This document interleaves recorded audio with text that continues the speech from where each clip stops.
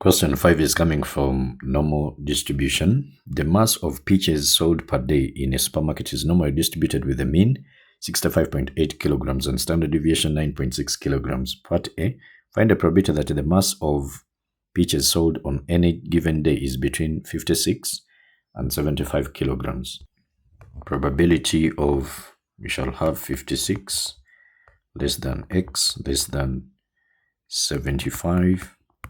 This one is going to be equal to probability of, we can standardize this, 56 minus, remember, in standardization, z is equal to x minus mean out of the standard deviation. So our x is 56 here, the mean is given as 65.8, and the standard deviation is given as 9.6. Then less than, where there is x, I put z.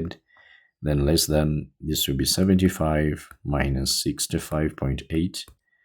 Then divide by 9.6. So what is this one simplified here? We have 56 minus 65.8, and then down here we have 9.6. Negative 49 over 45. Is it a terminating decimal? No. So I can leave it as a fraction, negative 49 over 48, then less than z, less than. Then the other one, just come to this and then I change the 56 to 75. Then it is going to give us 23 over 24. This is 23 out of 24. Now, if I draw the bell-shaped curve here, the normal distribution, this one is positive, so it is on the right of the mean here, which is 0 for the standard deviation. I mean for the standardized z value. So that is 23.4, and then this one is negative, so it is on the left, which is negative 49 over 48. Now we want the probability in between here. Okay, so that means I will get probability of z less than the 23 over 24 minus the probability of z less than this one here. Okay, so I will be in position to get what is in the middle. So that means we can have probability of z less than 23 over 24, then minus probability of z less than negative 49 over 48. Now, in the normal distribution tables, we don't have probability of z less than the negatives, but the one for the negative here, if it is less than for the negative, it is actually the same as probability of z greater than that same positive. This one is equal to that one. But we can use a calculator straight away and we get these answers. Now, since it is less than, on the calculator, we are going to use the p. Okay, so let's go back to the calculator and we see what we get. I told you go to mod, then you press 3, which is statistics, and then you press this SC button. After pressing it, then you look at your screen, there is start. If you're using FX991ES, then shift and then that button that has 1, it has gotten statistics on it. So you press 1, then come to option 5. That is where there is a normal distribution. So press 5. The P is the less than.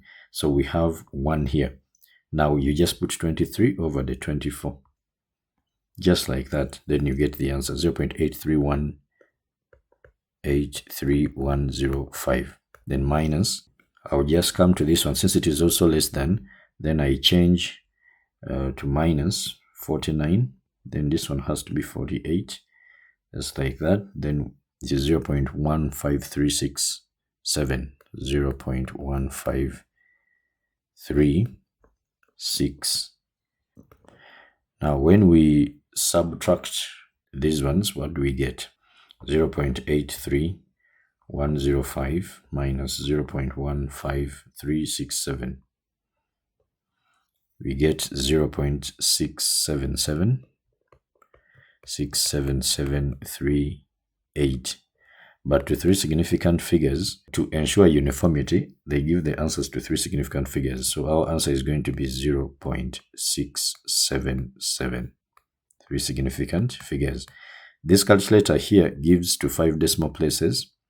The tables, the normal distribution tables, they give up to 4 decimal places.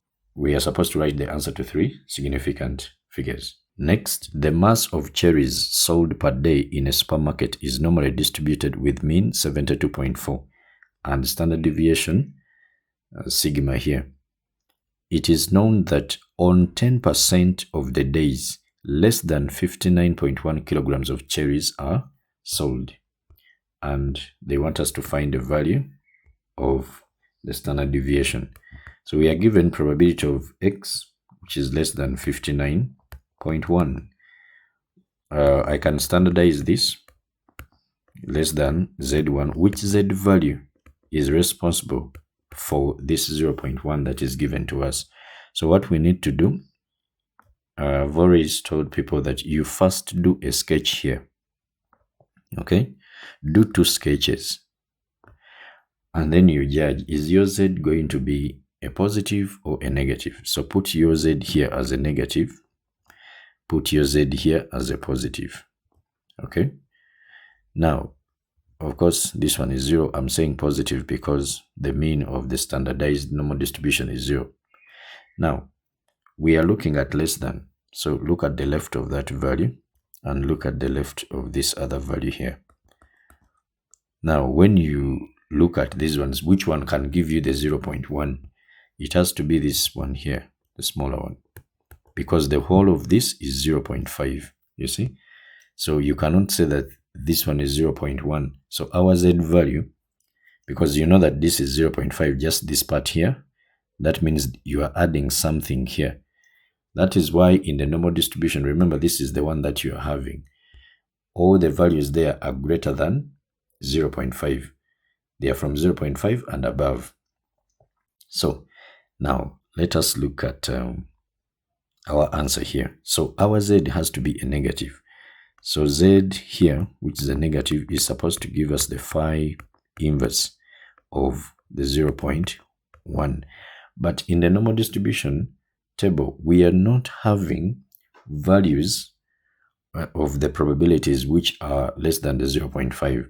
So since z here is a boundary between this part this way and this one here, we instead use the part with the probability that is greater than the 0.5. Okay, so our z here is going to be the phi inverse of, if this is 0.1, then that means this one is 0.9. So I'll take the 0.9. Okay, now we go to the normal distribution table and then we look out for this 0.9 as a probability in the body, and then we find the z value. This is our normal distribution table, which is provided in the list of family. But before you look out for the 0.9, of course 0.9 is going to be in between here. It is going to be here. So pick out this smaller value. This is 1.2, then 8. Then there is something that we are adding here. It has to be, I think, a 3, 0.0003. So you look out for a 3 here. And you see that probably a 3 is supposed to be here. But I'll pick the smaller one. So I'll pick this and I take this. I can take this one or I can take this one here. Okay. So that means I can have 1.28, maybe 1 or 1.282. But for 90, before you even do this one here, always check in this table down here. This table here has gotten the critical values. So since we are looking for 0.9, 0.9 is here. So that means the z value is 1.282. You remember the other, I just told you before that you can take 1.282 or 1.281. Now, for these ones that are provided in this table, they expect you to pick the value from here. So they don't expect you to put 1.281. They expect 1.282 because it is already provided in this table. Okay? So that is that. Our z is 1.282. So z1 here will be negative 1.282. Now remember, z is equal to x minus mean, then divide by the standard deviation. So this is negative 1.282, which is equal to, our z is 59.1, then minus the mean is 72.4. Then divide by the standard deviation we are looking for. Now that standard deviation is going to be equal to this 59.1 minus the 72.4. Then divide by the negative 1.282. It is just a matter of cross multiplying, and then you divide all through by that negative 1.282. So what will be the value of the standard deviation here? We have 59.1 minus 72.4. Then we divide by negative 1.282. The answer is 10 point. The rest of those figures, but the three significant figures, we shall write it to. We shall write it as 10.4. 10.4, three significant figures. That is that. Next, the supermarket is open for 7 days a week. But you find the probability that in a randomly chosen week, the first day on which less than 59.1 kilograms of cherries are sold is the 5th day of the week. Now, this is a geometric distribution. This is a geometric distribution.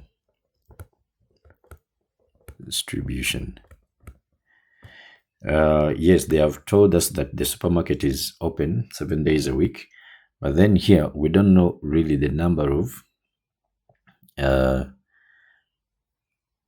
of times the experiment was done. Okay, they are saying the first time it was chosen is the 5th day of the week. That means this person has been failing the first 4 days. So this is the tree diagram for the geometric distribution. You get a success, then you fail. When you fail, then you continue. Success, you fail, then success, you fail, then also here like that, and then we have here like that, 5th day of the week. So that means this person has been failing the first 4 times and then succeeds here. So we shall have probability of x, which is equal to 5, is going to be q power 4, then times p power 1.